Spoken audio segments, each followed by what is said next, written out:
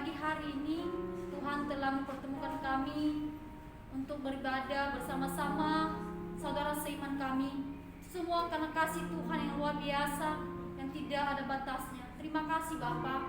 Dan saat ini Bapa yang baik, kami akan memulai ibadah ini, dan biarlah ibadah ini ibadah yang sejati di hadapan-Mu ya Tuhan. Berkati juga hamba-hamba-Mu yang melayani Engkau pada pagi hari ini, baik WL, pemain musik, dan terlebih-lebih hamba-Mu yang menyampaikan firman-Mu pada pagi hari ini. Tuhan, Engkau berkati hamba-Mu, berikan kekuatan, hikmat daripada Tuhan, sehingga ia menyampaikan firman-Mu Tuhan sesuai dengan kehendak-Mu. Kami semua Tuhan, Engkau berkati pada pagi hari ini. Sekiranya kuasa Allah, ilahi Allah ada di tempat ini. Terima kasih Bapa, di dalam nama Tuhan Yesus Kristus kami berdoa. Sama-sama kita katakan amin. Silakan duduk kembali. Dan sebelum kita mendengarkan sebagian dari firman Tuhan, mari kita menyanyikan satu lagu pujian yang berjudul Bukan Dengan Kekuatan.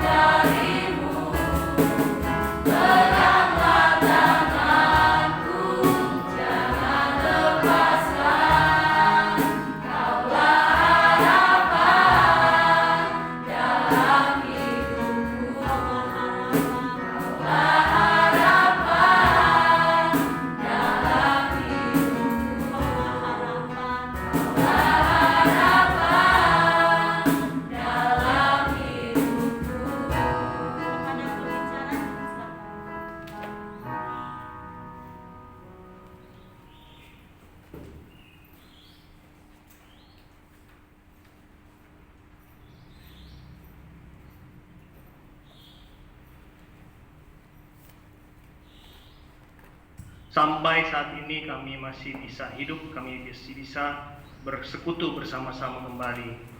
dalam persekutuan pagi ini. Terima kasih ya Bapa untuk semua berkat-Mu. Kami mau mendengarkan firman-Mu, kiranya Tuhan siapkan hati kami untuk bisa rekan firman-Mu. Mohon ampuni kami untuk semua dosa dan kesalahan kami ya Bapa, supaya kami layak untuk mendengar akan firman-Mu. Dan ubahkan kami, tambahkan kami iman kami, supaya kami bisa semakin mendekat kepada-Mu. Terima kasih ya Bapa, dalam nama Tuhan Yesus kami berdoa.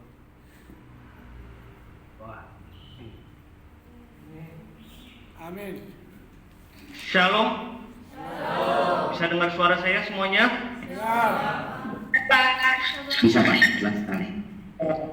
Oke, puji Tuhan kita bisa berkumpul kembali dalam persekutuan pagi ini. Kita akan meneruskan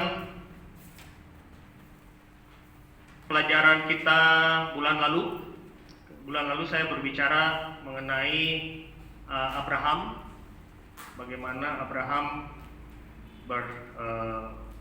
bernegosiasi ya dengan Tuhan.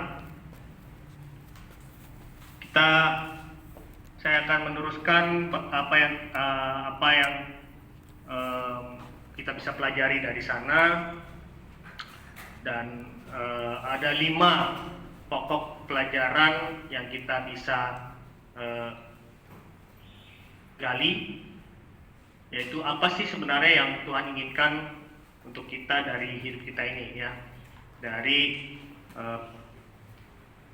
diskusi antara Tuhan dengan Abraham sebelum Tuhan membinasakan Sodom dan Gomora.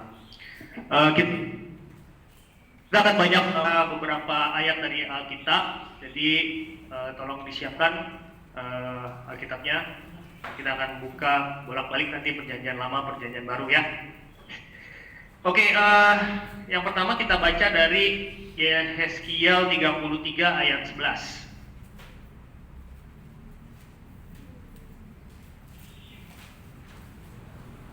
Yeskiel 33 ayat 11.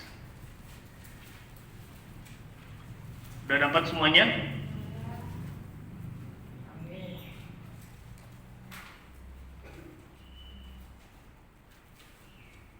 Kalau udah dapat, mari kita baca bersama-sama. 1, 2, 3. Katakanlah kepada mereka, demi Aku yang hidup, demikianlah firman Tuhan Allah.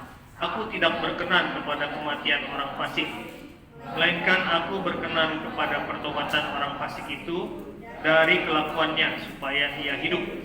Bertobatlah dari hidupmu yang jahat itu. Mengapakah kamu akan mati, hai kaum Israel? Berikutnya kita baca juga dari Roma 2 ayat 4.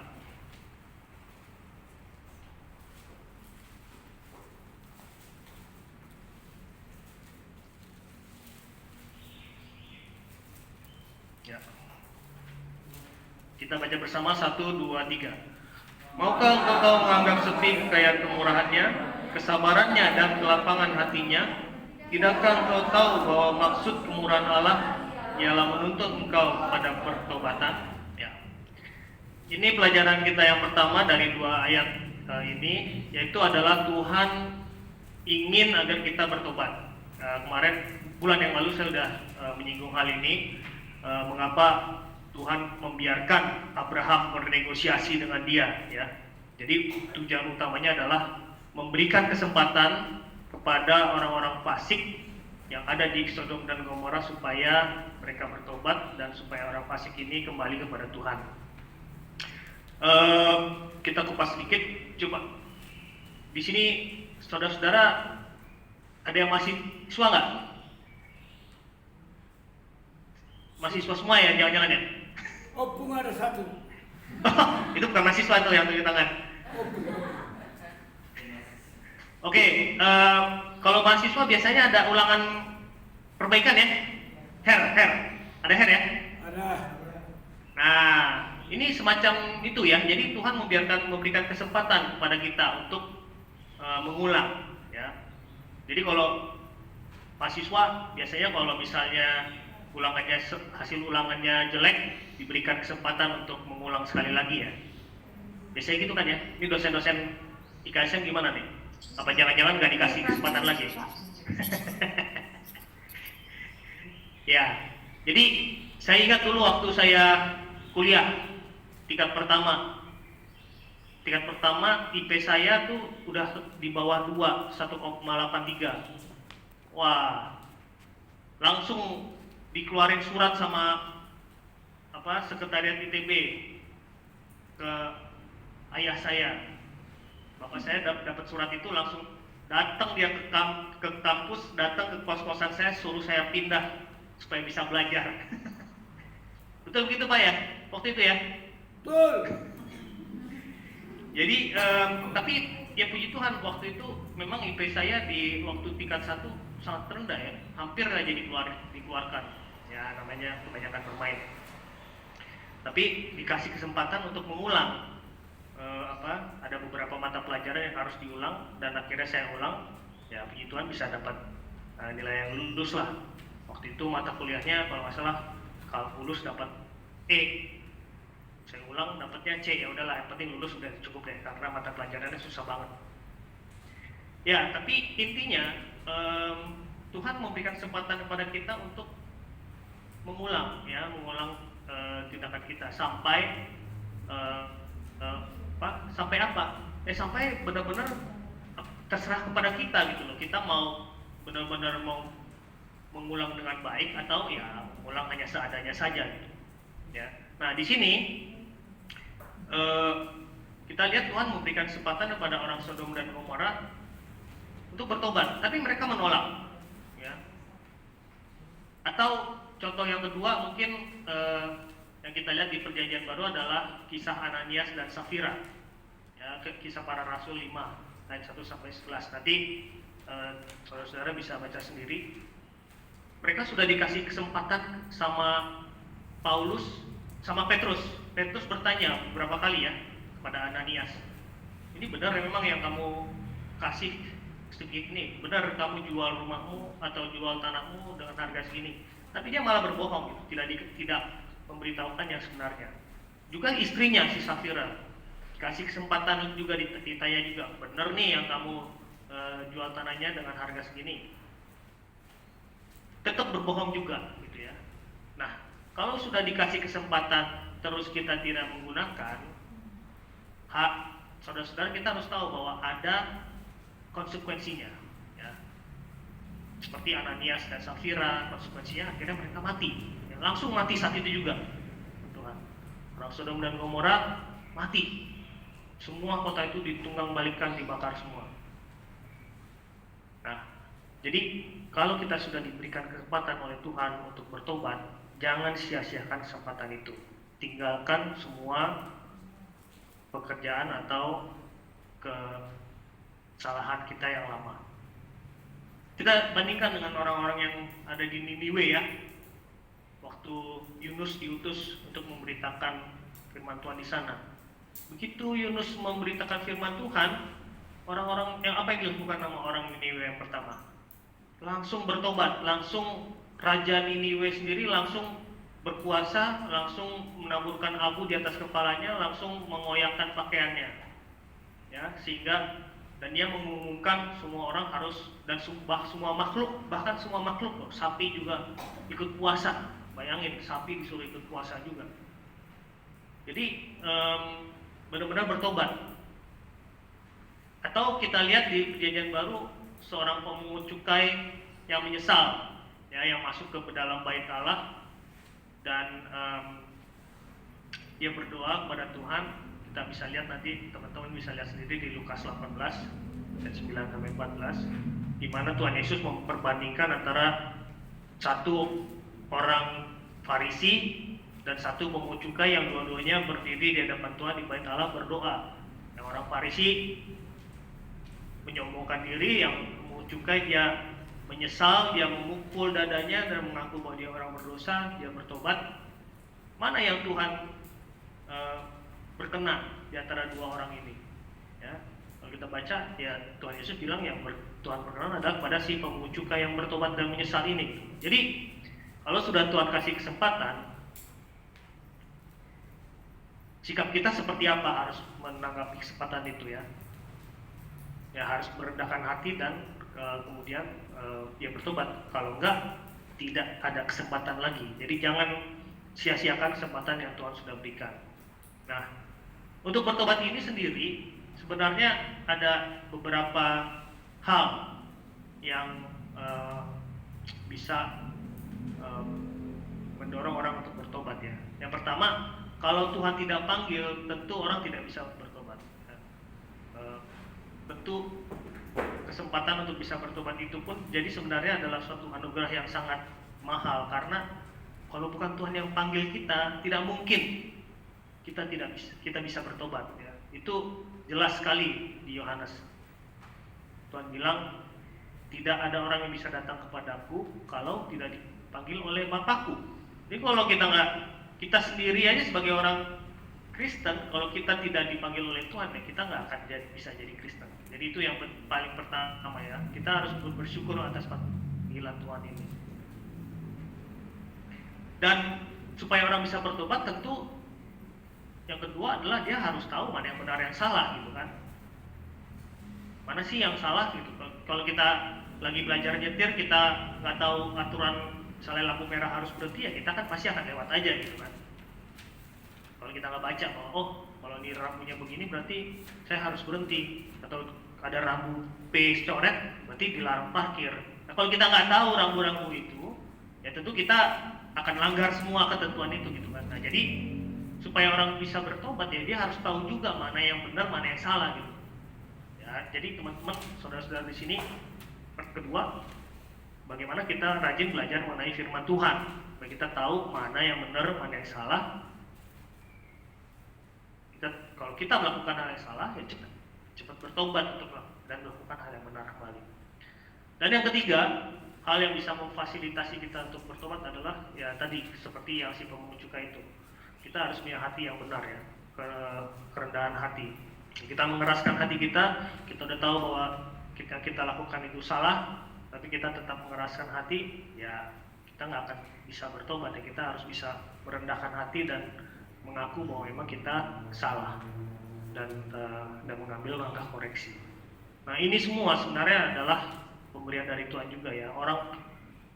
Karena bisa jadi orang mengeraskan hati itu karena memang dikeraskan hati oleh Tuhan. Kita ingat bagaimana Firaun, dia sudah diingatkan berkali-kali sampai 10 kali, tetap keras hatinya, ya kan? Akhirnya Tuhan menyatakan kemuliaannya. Justru Firaun ini dipakai Tuhan agar Tuhan menyatakan kemuliaan dia melalui tulah-tulah yang diberikan kepada si orang Mesir, sampai terakhir anak pertama mereka dimatikan oleh Tuhan ya. Jadi hati-hati, jangan mengeraskan hati. Kalau Tuhan sudah kasih kesempatan, jangan keraskan hati kita. Segera ingat, segera merendahkan hati kita untuk bisa kembali kepada Tuhan. Itu yang pertama, pelajaran dari yang kita bisa tarik ya, bahwa pertama Tuhan itu ingin supaya kita bertobat. Nah yang kedua, apa yang sebenarnya Tuhan menginginkan dari kita kalau kita sudah bertobat ya? Yang kedua adalah supaya kita kembali dan percaya kepada Tuhan. Nah kita baca di Kejadian 15 ayat 6.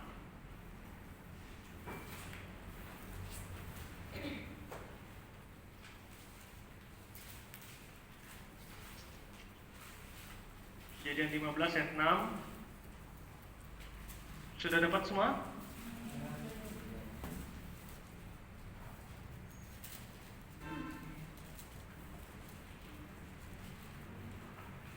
Ya, mari kita baca bersama-sama Kejadian 15 ayat 6. 1, 2, 3.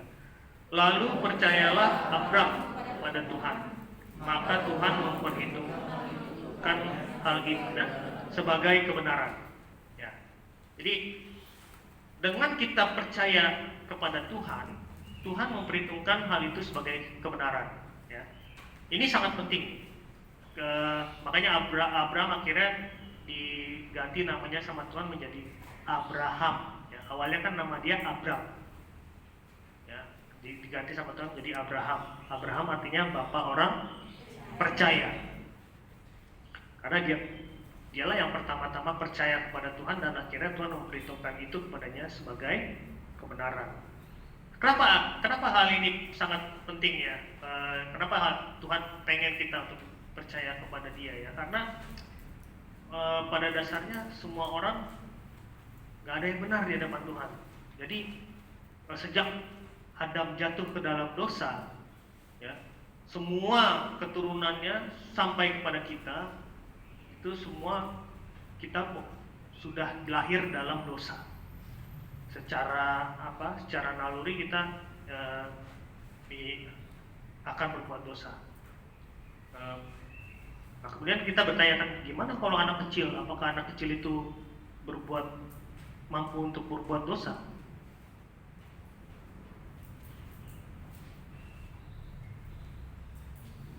Jawab saya, mampu. Ya, kita lihat lingkungan, faktor pendidikan dari keluarga sangat mempengaruhi. Tapi secara naluri orang pasti ingin berbuat dosa gitu. Siapa yang pas masa kecil gak pengen ngambil jambu di pohon tetangga, atau yang gak pengen ngambil sesuatu yang bukan miliknya? Waktu kita kecil kita nggak tahu itu barang punya siapa gitu. Yang penting kalau saya mau saya ambil. Kalau saya mau es krim saya nangis, saya minta beliin bapak saya untuk beliin es krim. Saya nggak akan berhenti nangis kalau misalnya es krim itu nggak dapat. Jadi dari kecil pun kita sudah punya naluri untuk hanya memuaskan keinginan daging atau keinginan kita sendiri. Akhirnya membuat kita jadi egois. Ya. Semua orang tidak ada yang benar di hadapan Tuhan. Kita baca dari Roma 3 ayat 10.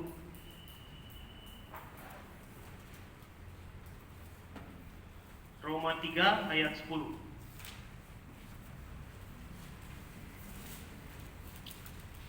10 sampai 12 ya. Sudah dapat? Oke, kita baca sama-sama. 1, 2, 3. Seperti ada tertulis, tidak ada yang benar, seorang pun tidak. Tidak ada seorang pun yang berakal budi. Tidak ada seorang pun yang mencari Allah. Semua orang telah menyeleweng, mereka semua tidak benar. Tidak ada yang berbuat baik, seorang pun tidak. Ini berkali-kali diulang. Tidak ada seorang pun tidak. Tidak ada seorang pun tidak. Artinya apa? Ya tidak ada yang benar di hadapan Tuhan. Mau orang yang paling suci sekalipun, dia itu adalah berdosa di hadapan Tuhan. Kita lihat semua tokoh-tokoh di dalam Alkitab, ya, mulai dari Abraham sendiri, Daud, siapa lagi?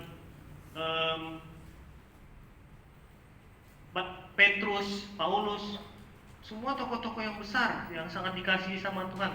Tapi mereka semua, Alkitab juga mencatat bahwa mereka juga melakukan kesalahan. Mereka juga berdosa, mereka juga kadang tidak percaya kepada Tuhan.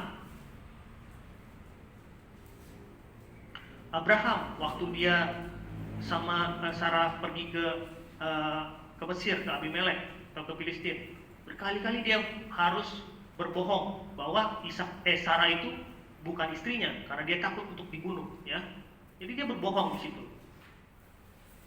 Jadi padahal waktu itu Tuhan sudah panggil dia, ya. Daud, apa kurangnya Daud? Orang yang hatinya sangat mengasihi Tuhan dan berkenan di hadapan Tuhan. Apa kurangnya? Daud tuh sangat diberkati dan sangat dikasihi oleh Tuhan. Tapi dia pun berdosa. Akhirnya jatuh ke dalam dosa berzina, ya.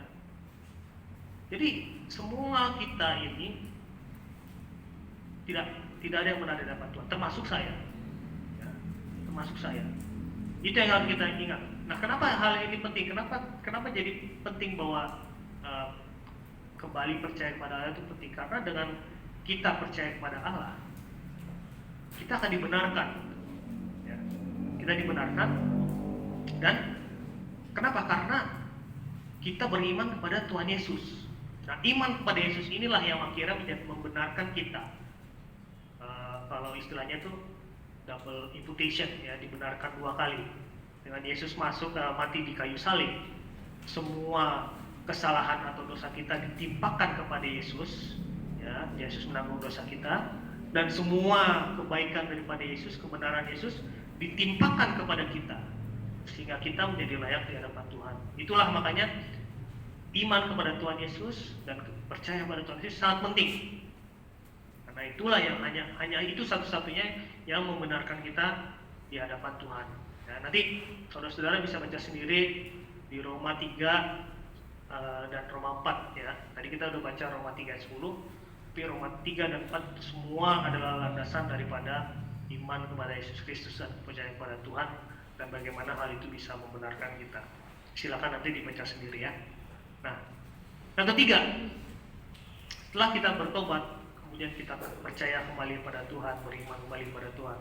Apa sih yang Tuhan mau? Yang ketiga adalah supaya kita taat pada kehendak Tuhan. Kita baca Filipi 2 ayat 1 sampai 18.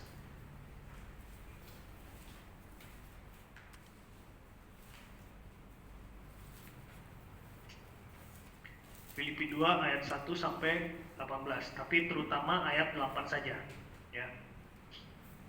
Tidak perlu dibaca semuanya, nanti teman-teman bisa baca yang ayat 1 sampai 18, tapi di sini kita baca ayat yang ke-8. Kalau sudah dapat, mari kita baca bersama-sama. 1, 2, 3. Dan dalam keadaan sebagai manusia, ia telah merendahkan dirinya dan taat sampai mati, bahkan sampai mati di kayu salib. Ia di sini siapa? Tuhan Yesus ya. Tuhan Yesus sudah merendahkan diri, ya, kembali kepada konsep yang tidak kita lihat tadi di awal tadi, kita harus merendahkan hati dan diri di hadapan Tuhan, dan taat sampai mati, bahkan sampai mati di kayu salib. Dan ayat 9 seterusnya, itulah sebabnya Allah sangat meninggikan dia. Jadi kalau di hadapan Tuhan, kalau kita merendahkan diri, maka Tuhan akan meninggikan kita. Kalau kita meninggikan diri, sombong, tinggi hati, Tuhan akan merendahkan kita. Jadi itu yang perlu kita ingat. Nah, tapi yang di sini saya mau bahas adalah ketaatan. Ketaatan ini sangat penting, karena tanpa kita taat, kita nggak mungkin bisa melakukan apa yang berkenan di hadapan Tuhan. Karena apa yang Tuhan mau, apa yang kita mau itu seringkali sangat berbeda gitu ya. Ya, kita tentu sebagai manusia kita maunya yang nyaman, yang enak, segala macam gitu kan. Tapi apa yang Tuhan mau berbeda dengan apa yang itu gitu, dan kita mau gitu. Ya, Tuhan mau kita untuk bisa, nanti kita bahas di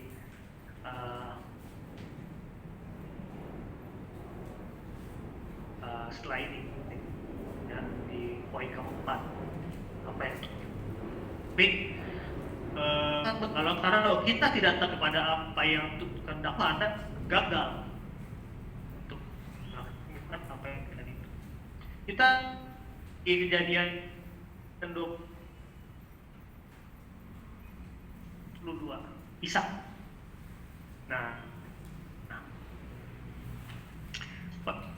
Untuk supaya jelas konteksnya adalah pada saat itu kan Ishak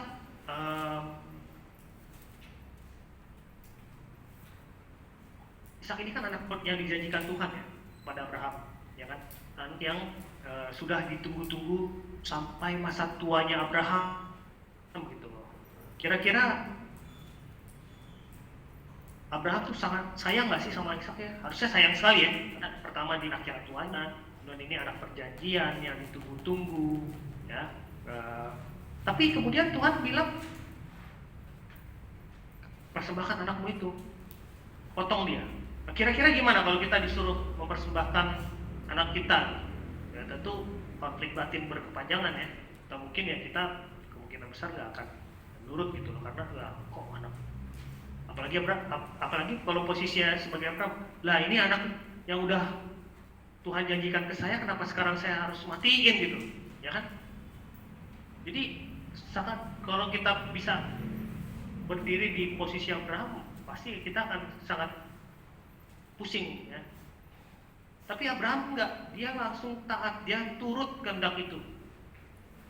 ya saya yakin sebelum dia menuruti, dia pasti ada konflik dalam kepalanya ya, dalam hatinya juga. Tapi ya dia taat, dia bawa Ishak ke Gunung Moria, kemudian sampai di atas ya dia bahkan dia ditanya sama Ishak kan, Bapak ini udah ada kayu bakar, ini udah ada api,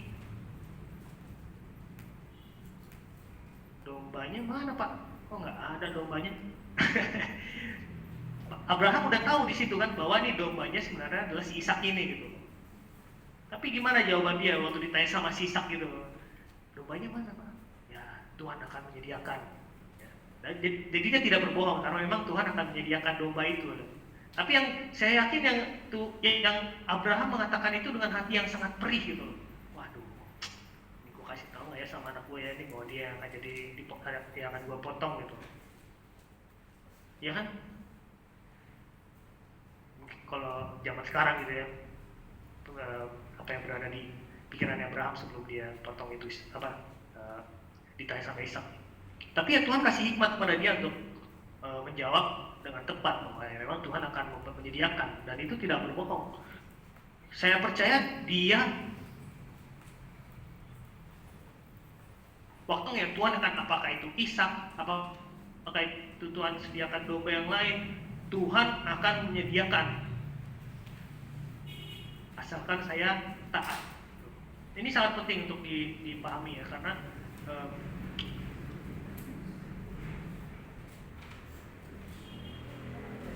kalau misalnya saya ikut kehendak Tuhan yang itu, nanti saya nggak dapat saya nggak bisa kemauan saya yang ABCD nggak bisa terpenuhi. Ya masa saya nggak bisa dapat kemauan yang ABCD gitu ya Tuhan ya.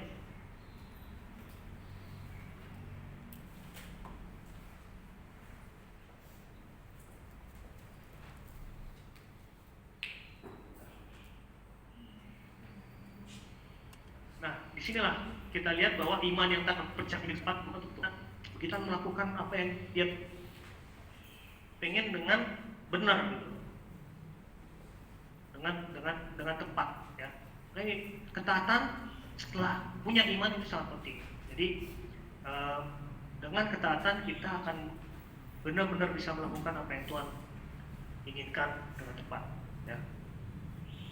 Nah setelah kita taat kita baca di Efesus 2 ayat 10.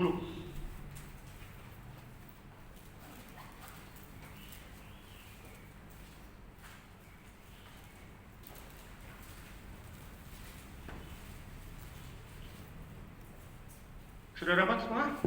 Sudah. Efesus 2 ayat 10. Kita baca sama-sama 1, 2, 3. Karena kita ini buatan Allah, diciptakan dalam Kristus Yesus untuk melakukan pekerjaan baik yang dipersiapkan Allah sebelumnya. Ia mau supaya kita hidup di dalamnya. Apa yang kita harus lakukan setelah kita taat pada Tuhan?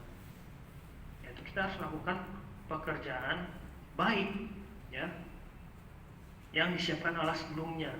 Ingat, ini sudah disiapkan Allah sebelumnya. Jadi even sebelum kita lahir, sebelum kita bertobat, Tuhan tuh sudah mempunyai suatu rencana untuk kita masing-masing yang ada di sini.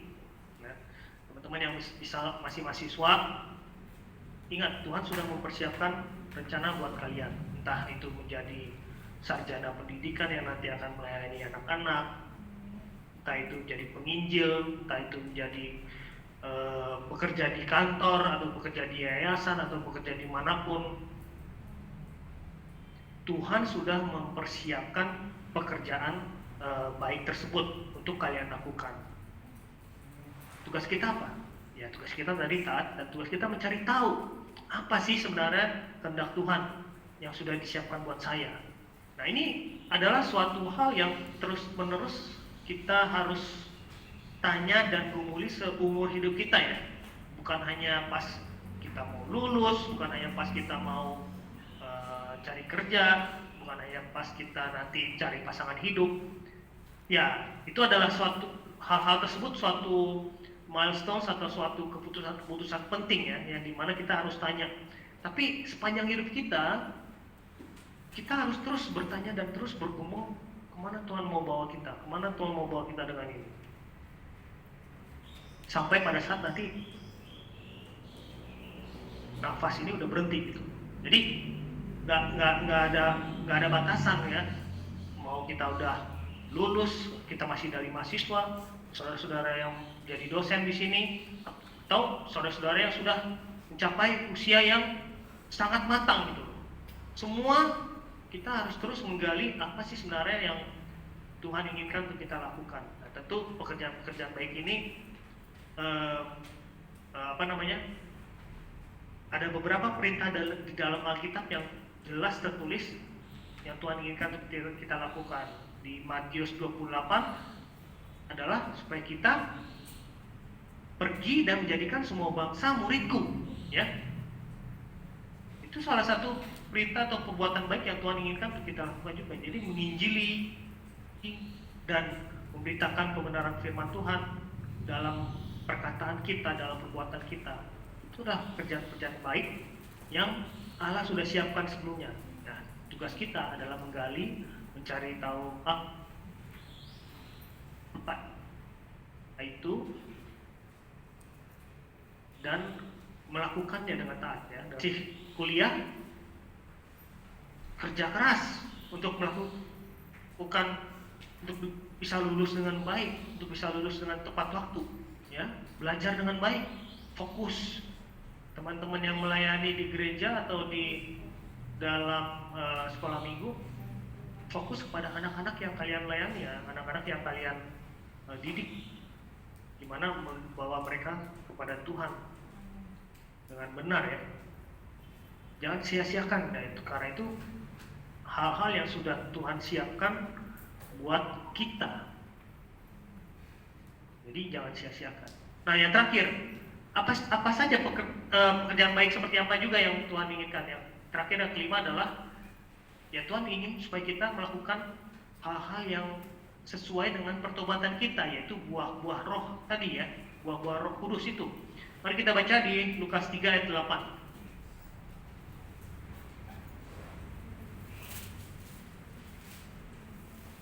Lukas 3 ayat 8.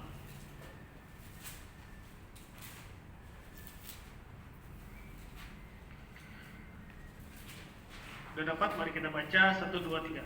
Jadi hasilkanlah buah-buah yang sesuai dengan pertobatan, dan janganlah berpikir dalam hati, Abraham adalah bapa kami. Karena aku berkata kepadamu, Allah dapat menjadikan anak-anak bagi Abraham dari batu-batu ini. Satu lagi adalah dari Kisah Rasul 26 ayat 20. Ya. Ini ayat yang terakhir, Kisah Rasul 26 ayat 20.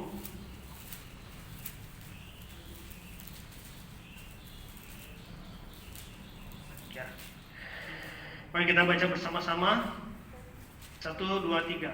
Tetapi mula-mula aku memberitakan kepada orang-orang Yahudi di Damsyik, di Yerusalem dan di seluruh tanah Yudea, dan juga kepada bangsa-bangsa lain, bahwa mereka harus bertobat dan berbalik kepada Allah, serta melakukan pekerjaan-pekerjaan yang sesuai dengan pertobatan itu. Nah, inilah yang tadi pekerjaan baik yang Tuhan inginkan.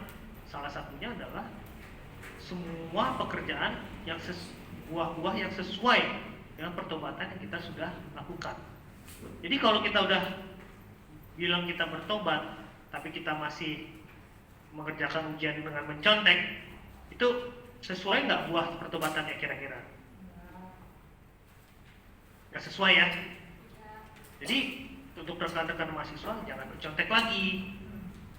Nah, kalau misalnya takut dapat nilai jelek, ya belajarnya harus dari persiapkan sebelumnya, jangan mencontek ya. Mencontek itu adalah jalan pintas yang salah ya. Tidak, karena ujian itu kan untuk mengukur kemampuan kita ya. Kalau kita mencontek ya kita nggak belajar dong, kita ngambil hasil daripada orang lain hanya untuk supaya nilai bagus, supaya lulus, nggak ada gunanya. Jangan mencontek Ya, kenapa saya bilang begini? Karena dulu waktu saya ngajar, seringkali saya lihat kalau lagi ujian matanya jelalatan kiri kanan. Saya nggak ngerti kenapa jelalatan kiri kanan, apa karena bosan liatin kertas di depannya atau cari jawaban. Ya saya harap nggak di ruangan ini nggak ada yang seperti itu ya. Atau kalau misalnya bukan untuk rekan-rekan mahasiswa ya, misalnya yang lain yang ada di sini untuk dosen ataupun pekerja sentosa, jangan berbohong atau jangan mencuri. Kita udah tahu bahwa mencuri itu salah, berbohong itu salah, ya jangan dilakukan itu. Jangan marah-marah. Ya. Kalau Tuhan udah bilang kemarahan itu tidak akan membawa ke keuntungan, hanya memuaskan nafsu manusia, ya jangan marah-marah. Hasilkanlah buah yang sesuai dengan pertobatanmu. Ya. Jangan menyogok, jangan berzina, jangan melihat-lihat gambar-gambar porno lagi di internet, apalagi internet yang banyak sekali. Semua gambar atau informasi yang tersedia di sana itu. Ya. Jadi dalam setiap perbuatan kita harus sesuai dengan apa yang buah-buah yang benar. Nah, kalau mengenai buah-buah Roh Kudus silakan baca sendiri ya di Efesus 4, Kolose 3, Galatia 5. Nah, semua itu ada di dalam Alkitab apa buah-buah roh yang Tuhan inginkan dari kita. Jadi itu yang saya bisa bagikan. Pertama, supaya kita bertobat. Pertama, Tuhan sudah kasih kesempatan supaya kita bertobat. Tuhan kasih kesempatan kepada kita untuk percaya dan beriman kepada Dia. Dan kemudian supaya kita taat atas kehendak Tuhan. Dan setelah kita taat, kita melakukan semua pekerjaan baik yang sudah dipersiapkan Tuhan sebelumnya. Dan pekerjaan baik itu adalah harus sesuai dengan buah-buah pertobatan yang Tuhan inginkan dalam kehidupan kita. Mari kita berdoa. Bapa di surga, kami bersyukur pagi hari ini kami bisa diingatkan kembali mengenai apa yang Tuhan inginkan dari hidup kami, bagaimana Tuhan inginkan kami untuk bertobat, untuk beriman, untuk taat, untuk melakukan kehendak-Mu, dan untuk menghasilkan buah-buah yang sesuai dengan pertobatan kami. Kami manusia yang lemah ya Bapa, kami sering berbuat dosa. Mohon ampuni kami dan mohon pimpin kami terus. Kuatkan kami, ingatkan kami Roh Kudus untuk bisa semakin mendekat kepadamu saja dan melakukan kehendak Tuhan dengan tepat dan benar. Di dalam nama Tuhan Yesus kami berdoa. Amin. Amin. Saya kembalikan kepada pemimpin acara.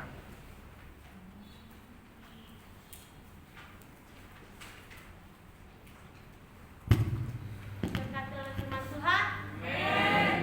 Baik, kami berterima kasih kepada Bapak pembicara. Semoga Tuhan yang selalu menolong, menyertai Bapak. Baik, tiba saatnya kita menyampaikan doa syafaat kita kepada petugas.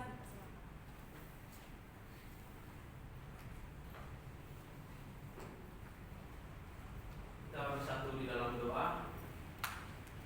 Kami sangat mengucap syukur untuk kasih setia Tuhan yang telah Tuhan berikan kepada kami hingga sampai saat ini.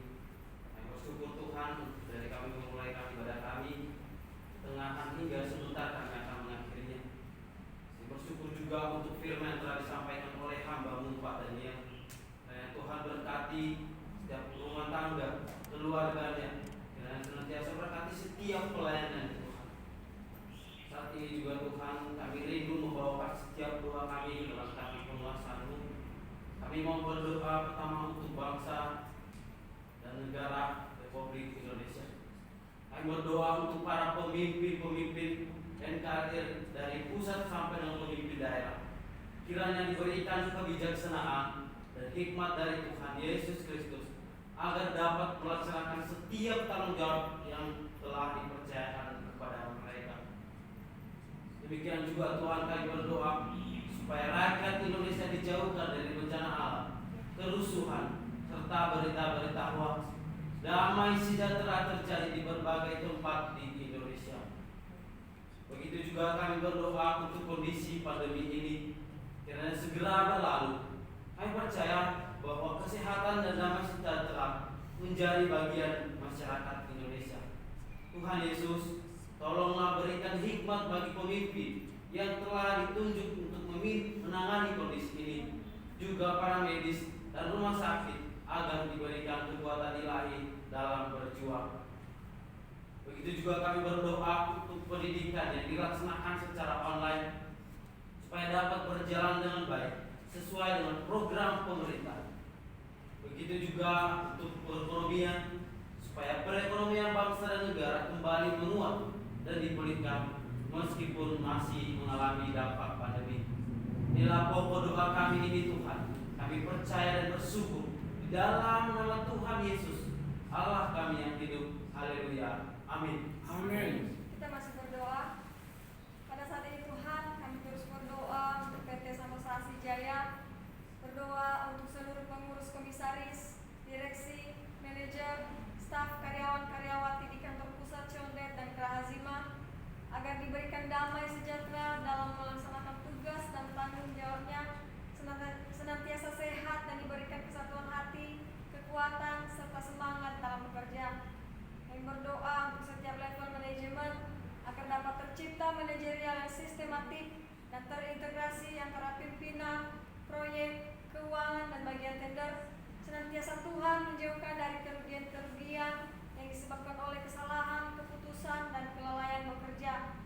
Kami terus berdoa untuk pelaksanaan proyek pelayanan teknik yang sedang berjalan di unit induk distribusi PLN area Kabupaten Cirebon, PLN area Kabupaten Cimahi, PLN Kabupaten area Indramayu, PLN area Kabupaten Tasikmalaya.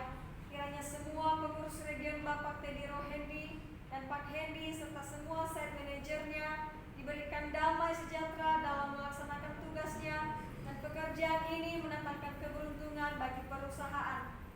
Kami terus berdoa untuk proyek jasa marga yang dilaksanakan oleh PT Santosa Asih Jaya, yaitu pelaksanaan pekerjaan Main Road untuk boro material proyek tol Jakarta Cikampek 2 Selatan Paket 3 yang dikerjakan oleh PT Waskita Karya dengan PT Bara Sugema Multiguna. Kami berdoa juga untuk pembangunan Wisma Santosa Asih di Jalan Halim Perdana Kusuma. Kiranya dalam proses pembangunan dipermudah dan segala kebutuhan operasional yang dibutuhkan Tuhan mencukupkan. Inilah doa kami untuk PT Santosa Asih Jaya. Kami serahkan di dalam tangan kasih-Mu. Di dalam nama Yesus kami berdoa. Haleluya. Amin. Amin. Kita masih tetap berdoa. Bapa yang baik, pada saat ini kami berdoa untuk tender marketing dan cash flow PT Santosa Asih Jaya, PT Tunas Berkah Santosa, dan PT Multi Karya Trusindo. Kami berdoa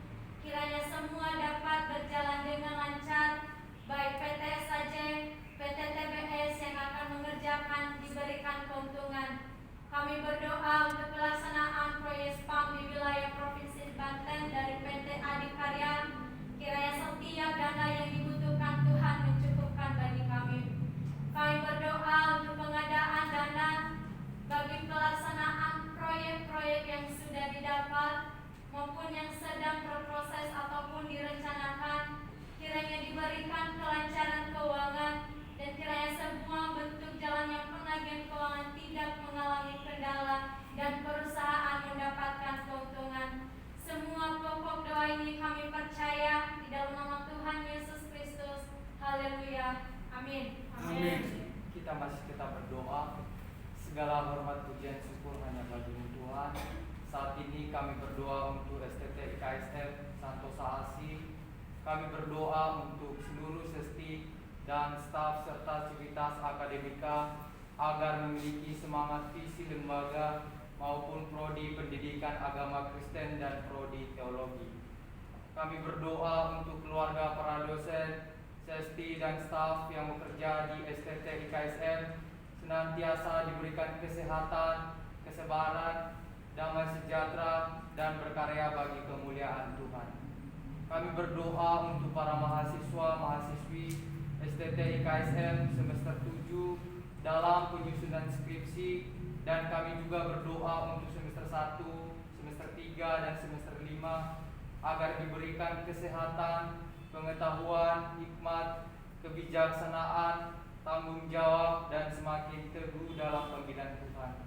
Kami berdoa untuk keluarga kami dimanapun mereka berada agar diberikan kesehatan, damai sejahtera, dan diberkati dalam setiap usaha dan pekerjaan mereka. Kami berdoa untuk perkuliahan yang dilaksanakan secara daring, kiranya penyertaan Tuhan terjadi atas media yang digunakan oleh civitas akademika. Kami berdoa untuk pembangunan lab school, ruangan praise and worship agar dapat terlaksana dengan baik. Setiap kebutuhan, bahkan setiap dana yang kami butuhkan untuk proses pembangunan ini, kami yakin dan percaya bahwa Tuhan sanggup mencukupkannya bagi kami. Ini doa kami Tuhan, biarlah kehendak Tuhan yang terjadi. Di dalam nama Tuhan Yesus kami berdoa mengucap syukur. Haleluya. Amin. Amin. Kita tetap berdoa. Pada saat ini juga ya Tuhan, kami berdoa untuk lembaga Santosa Asi dan penginjilan. Kami berdoa untuk pembangunan gereja Santosa Asi di seluruh Indonesia dengan 100 gereja tahun 2030 dan 1000 pastoral pada tahun 2050. Senantiasa Tuhan yang akan menolong proses pembangunan gereja Santosa Asi ini. Kami juga berdoa untuk pembangunan PAUD baru sebanyak 33 kampus di berbagai tempat di Indonesia, yaitu Sumatera, Kalimantan, Sulawesi, dan Papua, serta pulau-pulau lainnya. Senantiasa Tuhan yang akan menolong dan memberkati. Amin. Kami juga berdoa ya Tuhan untuk penginjilan misionaris Santosa Asi di seluruh Indonesia. Kiranya melalui penginjilan ini banyak jiwa-jiwa yang dipakai Tuhan untuk memberitakan kebenaran firman-Mu. Kami juga bersyukur dan berterima kasih atas pertolongan Tuhan melalui Bank PT, di mana Bank PT telah mengeluarkan SK perpanjangan akreditasi Bank PT untuk S2 Prodi Pendidikan Agama Kristen. Dan kami juga mau berdoa untuk perizinan untuk S2 program studi Magister Teologi. Kami juga berdoa ya Tuhan untuk ketujuh bendahara yang jujur untuk mengurus pengembalaan domba-domba Tuhan Yesus Kristus di akhir zaman ini. Senantiasa Tuhan yang akan memilih ketujuh bendahara yang jujur ini. Kami juga mau berdoa untuk berdirinya Universitas Santosa Asi dengan 5 fakultas, yaitu Fakultas Teologi, Fakultas Hukum, Fakultas Kesehatan, Fakultas Teknik, dan Fakultas Olahraga. Kami juga mau berdoa untuk perjuangan komunitas Injil Santosa Asi. Kiranya Tuhan yang akan memberkati komunitas ini, biarlah lewat komunitas ini banyak jiwa-jiwa yang akan diselamatkan oleh Tuhan. Bahkan setiap para pembina, koordinator, bahkan anggota dalam komunitas ini, kiranya kami beroleh kasih karunia Tuhan dalam memberitakan kebenaran firman. Kami juga berdoa untuk penginjilan di seluruh dunia dari pulau dan benua. Kiranya firman Tuhan terdengar sampai ke ujung bumi dan banyak jiwa-jiwa yang terpanggil untuk melayani mengasihi Tuhan Yesus Kristus. Dan menjadi setiap pokok doa kami pada hari ini Bapa, kami percaya dan bersyukur. Di dalam nama Tuhan Yesus kami berdoa. Haleluya. Amin. Amin. Saya undang saudara-saudara untuk bangkit berdiri. Marilah kita menyempurnakan doa kita ini dengan doa Bapa kami. Demikian. Bapa kami yang di surga, dikuduskanlah namamu, datanglah kerajaanmu, jadilah kehendak-Mu di seperti di surga. Berikanlah kami pada hari ini makanan kami yang secukupnya, dan ampunilah segala dosa-dosa kami, seperti kami juga mengampuni orang yang salah kepada kami, dan janganlah membawa kami ke dalam pencobaan, tetapi lepaskan kami dari yang jahat. Karena Engkau yang punya kerajaan, dan kuasa, dan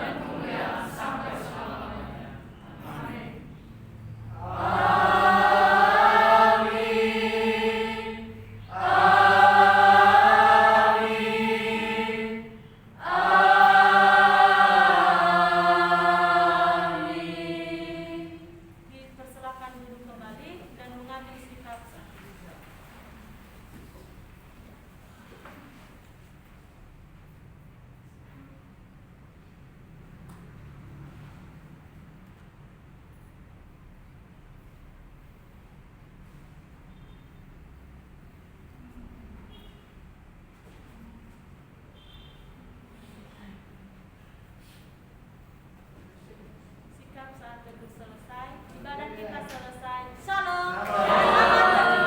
Selamat datang. Makasih Pak. Ucapkan terima kasih. Terima kasih Pak.